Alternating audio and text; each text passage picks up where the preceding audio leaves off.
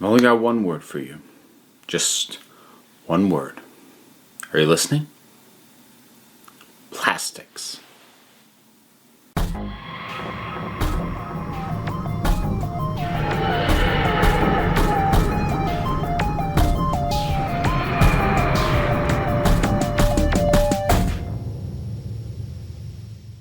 Oh yeah, because I'm sure referencing a movie that's older than I am to an audience that is almost all younger than I am, sure, that's gonna go over like a lead balloon. Hey everybody!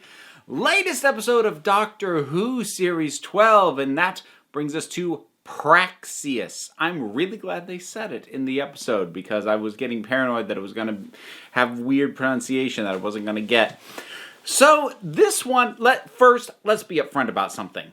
I have a feeling a lot of people are going to say that it feels like a step back or a step down following the previous episode, Fugitive of the Jadoon. Let's be honest. Virtually any episode that did not immediately pick up on those things that happened in that episode was going to feel like that.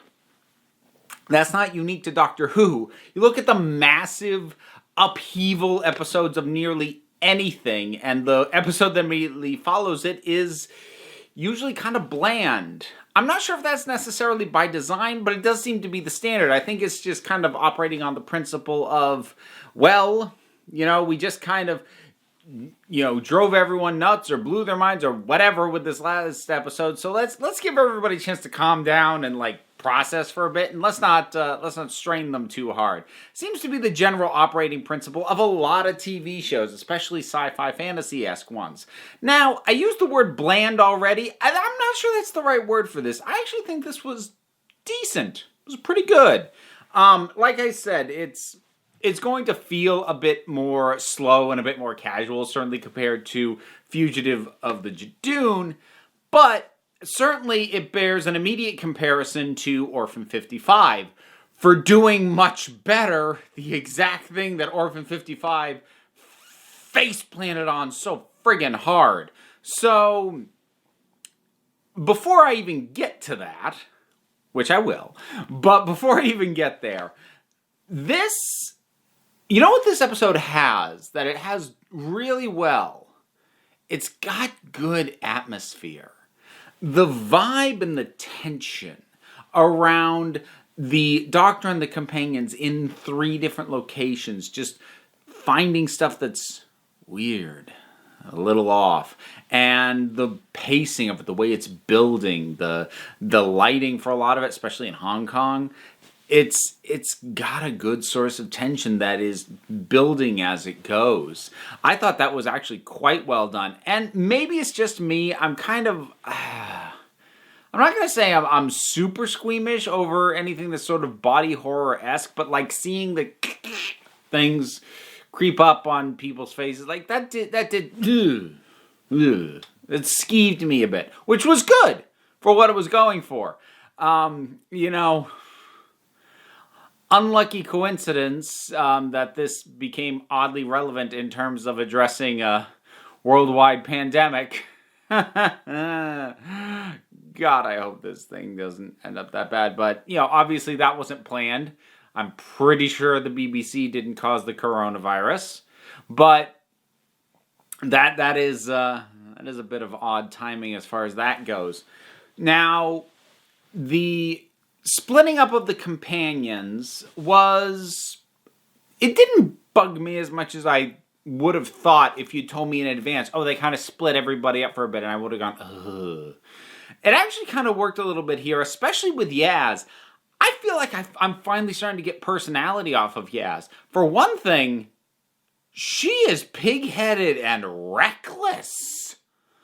She goes back to this place with aliens who were just shooting at them to get a piece of equipment that she doesn't know what it is or how it works or if it'll help. And then when she's there, sees one of them teleporting and goes, yeah, let's do that. Poof. There's a million reasons why that was a bad idea. Just the fact that these aliens wore, or what for all she knows are aliens, they did turn out to be, but whatever, are wearing gas masks Like, they're wearing a breathing apparatus in your atmosphere. That could very well mean that in their own atmosphere, you can't breathe there. But just boom, there she goes. Now, you can say that that makes her an idiot or stupid or what have you. For my part, I'm just going with reckless. And that is a much stronger sense of personality that I've gotten from Yaz in this episode than I've had in a while from her. And that was nice to see. It's the most I've gotten off her in a while. I feel like it's the first time they really found much for her to do. Not that she necessarily pivoted the plot or anything of the episode as a whole, but like stuff happened that brought out her personality a bit. Finally. And like there have been little tiny hints at this. Like when she was in Spyfall, when she was pretending to be the reporter, and she was really kind of needling that guy who she was interviewing, who she knew was up to something. And in hindsight, I'm like, that was kind of reckless. She could have been way more subtle, but she didn't wanna, so she didn't. Like, okay, I'm starting to get a sense of you now. Finally. Jeez. So that's good. The birds, that was kind of unsettling in a way that worked pretty well for me. Now, let's get to the thing that I mentioned before, which was the idea that this does much better what Orphan 55 failed so badly at. So, the instant the word microplastics was brought up, I did kind of find myself going, oh, okay. Because, whereas Orphan 55 was a bog standard base under siege story until about 3/4 of the way in, where suddenly we discover that it's Earth, and then at the very end have a lecture from the doctor.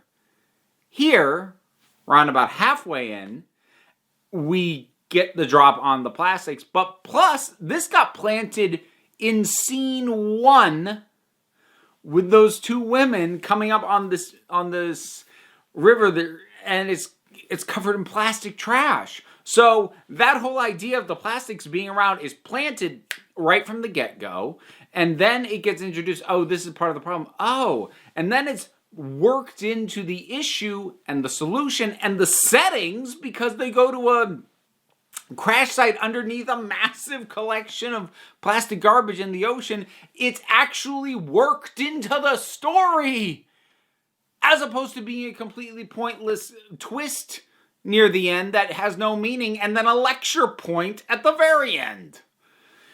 For everything about Orphan 55 that felt crowbarred in and didn't flow naturally out of the story, this is actually integrating the message into the narrative. It's not that friggin' hard. This episode does that. Thank you. But overall, as much as, this has a number of things that I like, and certainly compared to other things, while I'll praise it relative to Orphan 55, I don't think it's a phenomenal episode. Like I said, it has its strong points. I like that I'm finally getting a better sense of Yaz. I do like the sense of atmosphere. I do think there was a good sense of building tension or even dread to a certain degree. So I'm happy to see that, and I'm digging all that, but ultimately it just didn't leave a ton of impact. It just kind of flowed well. It's decent. If this had been in Series 11, probably would have been one of the better standalone episodes. Which, I mean, they all were in that. But it's just solid. And that's about all that I've got to say about it. Because there isn't enough going on to, really get me worked up in any kind of negative way, or for me to, shower with praise in a positive way. It comes in, does the job, pretty confident at it, and it goes. The supporting cast was solid. The main cast was solid. I don't think that the astronaut and his husband hit me emotionally as hard as the show wanted it to, but they also didn't leave me completely cold, and I wasn't sitting there going, oh god, the stupid romantic nonsense, which I'm liable to do. Not because it was two guys, just because it was a romance. But I didn't do that. So it must have done something right, because it didn't bug me, even though I didn't totally hook into it either. But overall, it was just pretty solid. Praxeus. Yeah. And for having to be the follow-up act to Fugitive of the Jadoon, it doesn't embarrass itself, and it very easily could have. Oh God, imagine if Orphan 55 and Praxeus switched places and that one had to follow Fugitive of the Jadoon. That would have been rough. Praxeus, what'd you think about it? This is probably going to be one of the shorter reviews I've done for this series so far, but it's just solid. But what do you think?